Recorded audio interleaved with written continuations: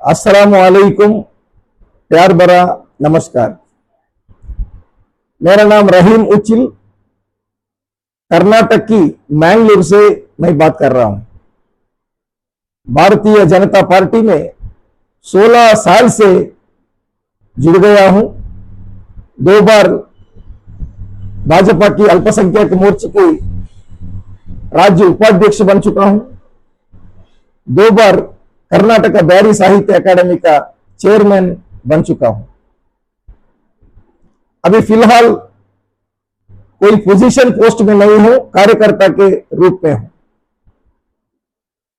और मैं अभी तमाम हिंदुस्तान की मुसलमान की तरफ से, भाजपा की कार्यकर्ता की तरफ से नहीं और भाजपा की ओर से नहीं, तमाम मुसलमान को तरफ से हमारा आदरणीय प्रधानमंत्री जी को और हमारा आदरणीय गृह मंत्री अमित शाह जी को और हमारा आदरणीय वक्फ मिनिस्टर किरण रिजिजू जी को मैं आग्रह करता हूं कि पूरे देश में आपने जो लेके आ रहा है वक्फ अमेंडमेंट बिल, इसका खिलाफ देश में 90% मुसलमान इसका खिलाफ है। ये बिल नहीं आना चाहिए, ऐसे एक मांग करता है। तो मैं भी एक वो जो सारा मुसलमान के तरफ से आपसे विनती करता हूं, चाहे तो वो बिल आप रोक ले, वो बिल नहीं आना जैसा कीजिए। लेकिन मैं ये कहना चाहता हूं कि केंद्र सरकार का नियत 100% साफ रहेगा, लेकिन जब तक ये बात हमारा देश का मुसलमान को मालूम होता है, पहुंचता है, तब तक ये बिल आप रोक के भी अगर रखे। अभी केंद्र सरकार नरेंद्र मोदी जी का हाथ में है, भाजपा का हाथ में है। आपका अंडर में सेंट्रल वक्फ काउंसिल है, आपका ही सेंट्रल वक्फ काउंसिल का अंडर ही पूरा कर्नाटक की, केरला की, पश्चिम बंगाल की, सभी जगह की वक्फ बोर्ड है। तो अभी फिलहाल वो बिल को रोकिए और अभी जो सेंट्रल वक्फ काउंसिल है, अभी जो वक्फ बोर्ड है, ये अभी का जो कानून है उसी के मुताबिक जो मुसलमान का वक्फ प्रॉपर्टी को अड़प गया है उसको वापस लाने का काम भी कर सकता है। और वैसा काम अगर करके मुसलमान का प्यार मोहब्बत हासिल कर सकता है। ये हासिल होने के बाद अगर चाहिए तो ये पूरा सर्वे हो गया, जो भी मुसलमान का हाथ से निकल गया वो जमीन अगर वापस मिला, जो भी वक्फ यूजर से डॉक्यूमेंट नहीं है उसको अगर डॉक्यूमेंट बना दिया, ये तमाम काम होने के बाद अगर ये वक्फ बिल लेके आता है तो शायद हर मुसलमान केंद्र सरकार के साथ रहेगा। क्योंकि अभी आदरणीय मंत्री जी ने बड़ा स्पष्ट से माध्यम में बोला था कि अभी मुसलमानों का क्वेश्चन, ये 3-4 सवाल है, उसका जवाब अब तक नहीं मिला है। एक तो बोल रहा है कि अगर बाकी का जो भी क्रिश्चियन, जैन, सिख, बुद्ध, फारसी ऐसे तमाम ट्रस्ट या बोर्ड रहा तो वहां अन्य कौम का या दूसरे मजहब का किसी का इधर मेंबरशिप नहीं है, किसी का हस्तक्षेप वहां नहीं है। लेकिन सिर्फ मुसलमानों का वक्फ बोर्ड में ऐसा लाना ये हरगिज मंजूर नहीं है। ये वक्फ बिल जो विरोध कर रहा है उन लोगों का मांग है। दूसरा बात है कि कई साल से मुसलमानों के हाथ में वक्फ है, मस्जिद है, मदरसा है, कब्रिस्तान है, दरगाह है, सब कुछ है, लेकिन वहां का डॉक्यूमेंट नहीं है, उसको वक्फ यूजर कहता है। कई जगह में मंदिर में भी ऐसे ही है, 1000 साल से, 100 साल से, बहुत साल से उधर मंदिर है लेकिन डॉक्यूमेंट नहीं है। तो ऐसा जो भी प्रॉपर्टी है वो हमारे हाथ से निकल जाएगा। ऐसी बात वैसी साहब जैसा बड़े बड़े हस्तियां ये आज बोल रहे हैं। तो हमारा जगदंबिका पाल जी ने स्पष्ट रूप से बोला है कि अगर ये बिल लेके आया तो 6 महीने के अंदर जो भी वक्फ यूजर है, वहां अगर मस्जिद है, वहां अगर कब्रिस्तान है, वहां दरगाह है, वहां या कोई मुसलमानों का एक स्टैचू है, स्टेट जो भी बिल्डिंग है, अगर ऐसा कंस्ट्रक्शन है, अगर जो भी बात आता है तो 6 महीने के अंदर उसको कानूनी की तरफ से उसको रजिस्टर कर सकता है। उन लोगों को गारंटी वैलिडिटी के साथ उन लोगों को प्रॉपर डॉक्यूमेंट बनाकर भी दे सकता है। ये कायदे से ये फायदा होगा। ये बात जगदंबिका पाल जी ने भी कहा है। अभी बात में ये कहना चाहता हूं कि अभी जो ये बिल लेके आने में इतना 90% मुसलमानों को अगर इसमें शक है तो ये बिल को रोका जाए और मुसलमानों से डिस्कस करना चाहिए। और दूसरी बात है कि ये बिल लाने के पहले अभी जो है वो कानून के तहत जो भी मुसलमानों को जो प्रॉपर्टी वापस दिलाने का काम, मैं देशवासियों से यकीन से मैं बोल सकता हूं, अभी जो भी 90% हमारा मुसलमान का वक्फ का अगर जायदाद प्रॉपर्टी अगर कोई खाया है तो मुसलमान ही है। हम सच बोलना ही पड़ेगा।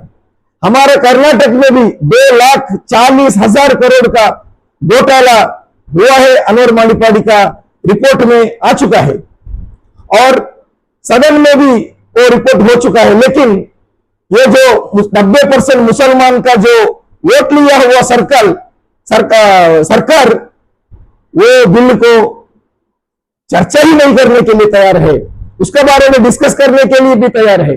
और 90% मुसलमान जो वोट डाला है वो लोग भी उसका सवाल भी नहीं कर रहा है, क्योंकि जो मुसलमान से वोट ले लिया हुआ सरकार ने अगर गलत कर दिया वो चमत्कार है, अगर बाकी लोग किया है वो बलात्कार है। ये तो द्वंद्व है यहां जो चल रहा है। इसलिए मैं बोल रहा हूं कि माननीय प्रधानमंत्री जी, गृह सचिव जी, अभी ये बिल लाने के पहले अभी जो है वो कानून भी मजबूत का कानून है, वो कानून के तहत इसका जांच होना चाहिए। जो भी मुसलमान का पोज अड़पा है उसको वापस लेना है, इसमें कौन सही है कौन गलत है इसको बाहर मालूमात होना चाहिए। ये होने के बाद सभी मुसलमानों को ये जो केंद्र सरकार के बिल के ऊपर भरोसा आ जाता है, उसके बाद ही ये बिल अगर पेश करके अगर वो बिल लेके आया तो शायद हर मुसलमान को दुआ भी मिलेगा और हर मुसलमान इसको एक्सेप्ट भी करने वाला है। तो इसीलिए दूसरी बात है कि अभी देखिए भारतीय जनता पार्टी में अल्पसंख्यक मोर्चा है, बहुत अच्छा काम कर रहा है। रमजान में गरीबों को भूख मिटाने का काम, सब कुछ अच्छा काम कर रहे हैं।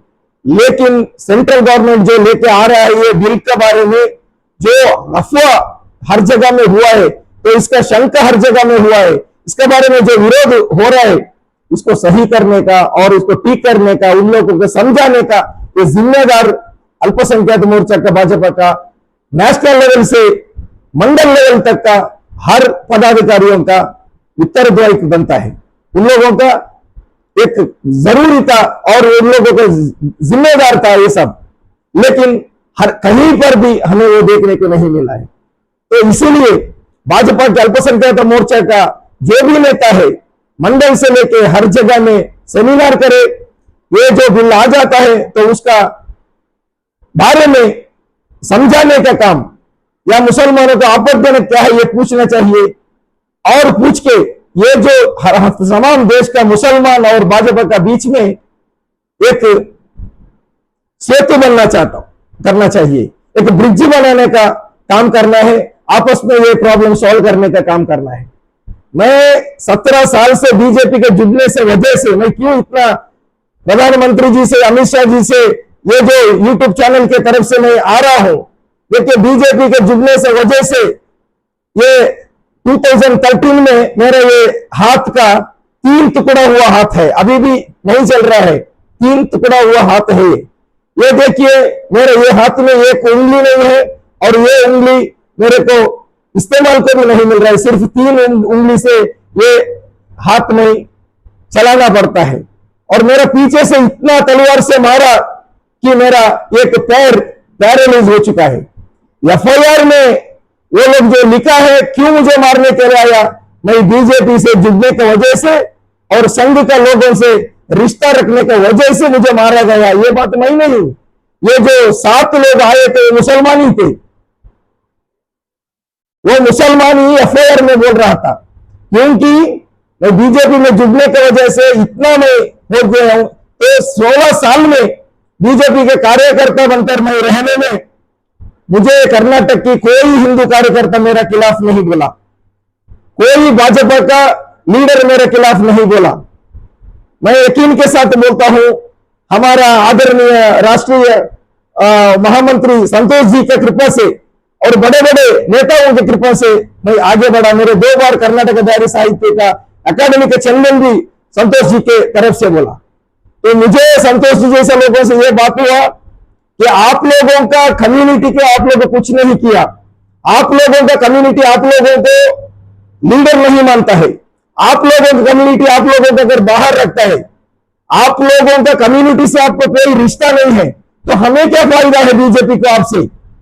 तो इसीलिए आपका जो भी मुद्दा है, आपका जो भी समस्या है, जब भी आ जाता है तभी बात करना आप लोगों का जिम्मेदार है। वो जिम्मेदार अगर निभाने के बाद की वजह से आज तमाम मुसलमान भाई बीजेपी में जुड़ने की वजह से बीजेपी को अगर नहीं माना तो भी रही मुचिल की बात को हमारा मुसलमान लोग आज मान रहे हैं। तो ऐसा मुसलमान हमारा साथ है। तो हर भाजपा का कार्यकर्ता यह सोचता है कि अगर हमारा मजहब के बारे में बात कर लिया तो बीजेपी हमारे को बाहर डालेगा, बीजेपी हमारे को गुस्सा करेगा, हमारे ऊपर बुरी नजर से देखेगा, हमारा पोस्ट हटाएगा।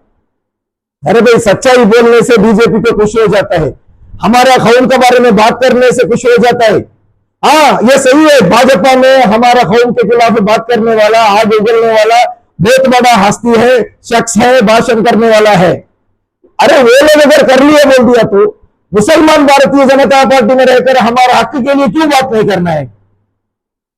जरूरी पड़ता है। इसलिए मैं देश का तमाम भारतीय जनता पार्टी के अल्पसंख्यक मोर्चे में जुड़ गया है वो मुसलमानों से और राष्ट्रीय मुस्लिम मंच से जुड़ा हुआ मुसलमानों से मैं विनती करता हूं, हमारा मुसलमान का जो भी तकलीफ होता है तो ये बात हम लोग प्रधानमंत्री तक, हमारा गृह मंत्री तक, केंद्र सरकार तक पहुंचाने का जिम्मेदार हमारा होता है। क्योंकि हम लोग ये सिस्टम में जुड़ गए हुए लोग हैं, सिस्टम से बाहर नहीं है। हम रास्ते में रहकर विरोधों के साथ बैठकर हमारा पार्टी के खिलाफ या केंद्र सरकार के खिलाफ या हमारे प्रधानमंत्री के खिलाफ हम नहीं बोलते हैं। हम बीजेपी में जुड़ के जो भी मुसलमान का सब्जेक्ट है इसके बारे में हम लोग प्यार मोहब्बत से आवाज उठाता है, यह हमारा फर्ज बनता है, ये हम खूब तरीके से हम लोग निभाना चाहिए। तो इसीलिए नहीं तो ये जो मेरा बात है इसको ज्यादा से ज्यादा आप शेयर कर लीजिए, ज्यादा से ज्यादा आप इसमें कमेंट लिखिए और ज्यादा से ज्यादा इसको सब्सक्रिप्शन कीजिए। अगर आप ज्यादा सब्सक्रिप्शन करता है तो देश का हर जगह को ये पहुंचेगा। अगर किसी का एक अच्छापन की वजह से या रमजान का रोजा की वजह से या किसी का अच्छा नियत की वजह से अगर ये वीडियो आदरणीय प्रधानमंत्री तक पहुंच गया, आदरणीय गृह सचिव तक पहुंच गया, अगर आदरणीय वक्फ मिनिस्टर तक पहुंच गया, प्यार मोहब्बत से हम जो बोलने का एक पैगाम बोलकर अगर ये कार्यकर्ता बोलने के बात में सही है तो इसीलिए ये बिल को 13 दिन के लिए हम लोग पेंडिंग रखेंगे।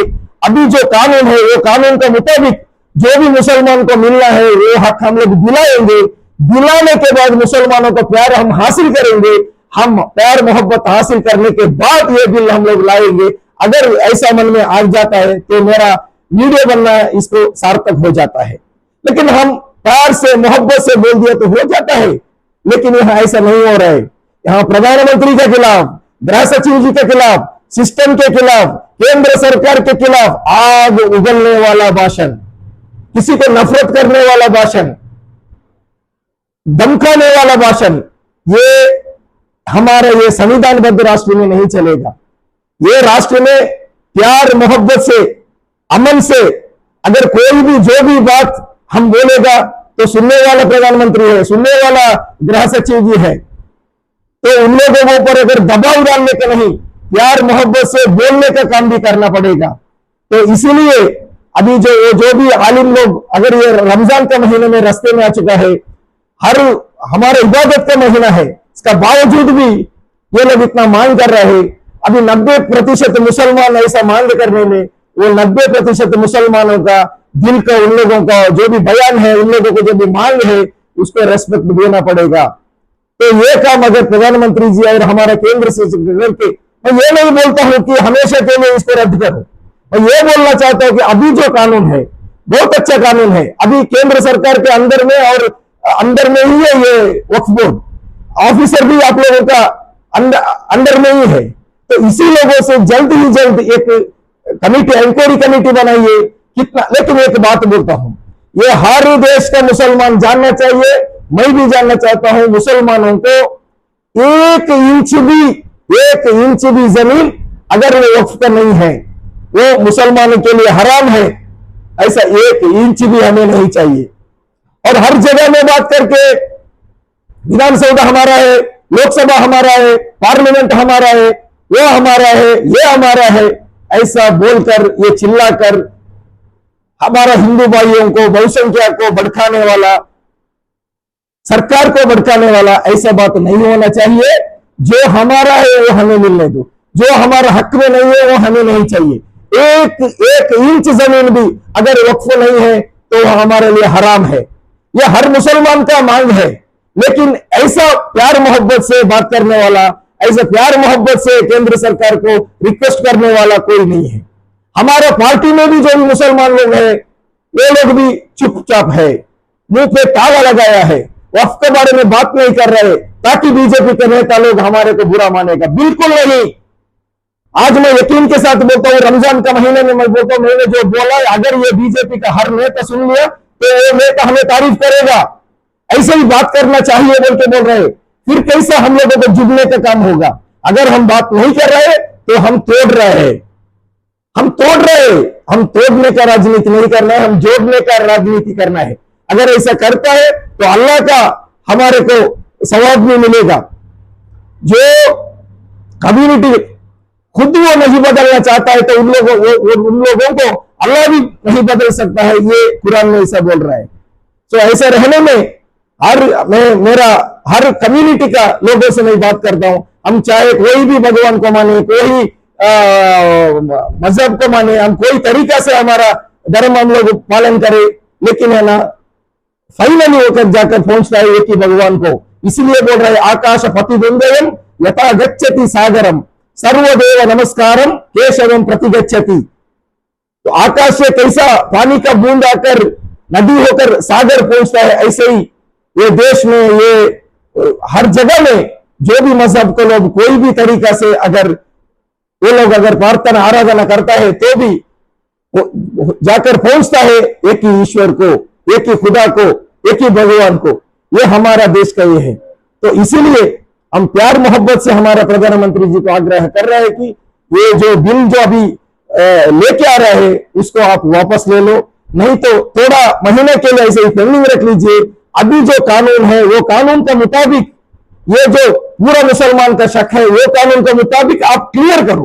क्लियर करने के बाद आपके खिलाफ आवाज उठने के लिए, आपके साथ झगड़ा करने के लिए, आपके खिलाफ झंडा पकड़ने के लिए, आपके खिलाफ धरना उठने के लिए कोई मुसलमान नहीं आएगा, क्योंकि वो बिल लाने के पहले ही आप उसमें बाउंड्री लगाया, तो आप उसका इसमें ही उसको कंपाउंड वॉल डालकर मुसलमानों को रक्षा कर दिया। नहीं तो आज बीजेपी के ऊपर जो भी आदमी बोलता है उसको हमारा मुसलमान सुनने के लिए तैयार है, क्योंकि आज ऐसा हो रहा है देश में, मुसलमान के खिलाफ बातें, मुसलमान के खिलाफ भाषण, मुसलमान के खिलाफ जो भी हो रहा है, इसको लेके ये आशंका है, ये आशंका क्लियर होना है। तो अभी का जो कानून है उसी मुताबिक जो भी है उसको इंक्वायरी करके जो भी है हम देने के बाद ये बिल लेके आए। और तमाम हमारा जो आलिम है, ये जो रमजान का महीने में हम लोग उन लोगों को थोड़ा इज्जत देके, उन लोगों की बात को भी सुन के, सबके साथ सबके विकास जो बोल रहे नारा, उसके लिए एक वो सही है बोलने का एक मैसेज पूरा देश को हम लोग देना चाहिए। और ये मानता हूं, मेरा ये वीडियो जो भी देख रहे हैं, आप लोगों का शेयर की वजह से, आप लोगों का सब्सक्राइब करने का वजह से शायद ये हमारा प्रधानमंत्री तक, गृह सचिव तक, हमारा जो भी ऑफिशियल पर्सन है उन लोगों तक पहुंचेगा। ये बात अगर सही मानकर रमजान के एक महीने में ये अगर सही मानकर अगर हुआ तो हम जो किया हुआ ये काम के लिए, आप लोग जो किया हुआ शेयर के लिए, आपने जो किया हुआ सब्सक्रिप्शन के लिए कोई फायदा होगा, और वक्फ का जो भी मामला है इसके लिए आपका भी एक योगदान रहा है, ऐसा हम समझूंगा।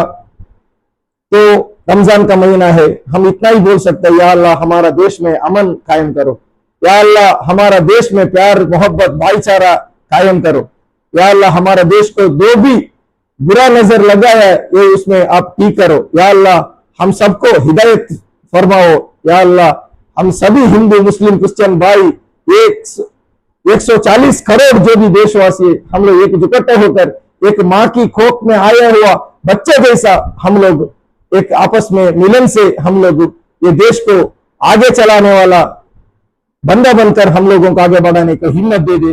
इतना मैं कहकर, अगर कितना हो सकता है उतना आप सब्सक्राइब करो, इसको शेयर करो, इतना ही मैं बोलकर मेरा 2 बात मैं खत्म करता हूँ। वाखिर दअवाना अल्हम्दुलिल्लाहि रब्बिल आलमीन। अस्सलामु अलैकुम।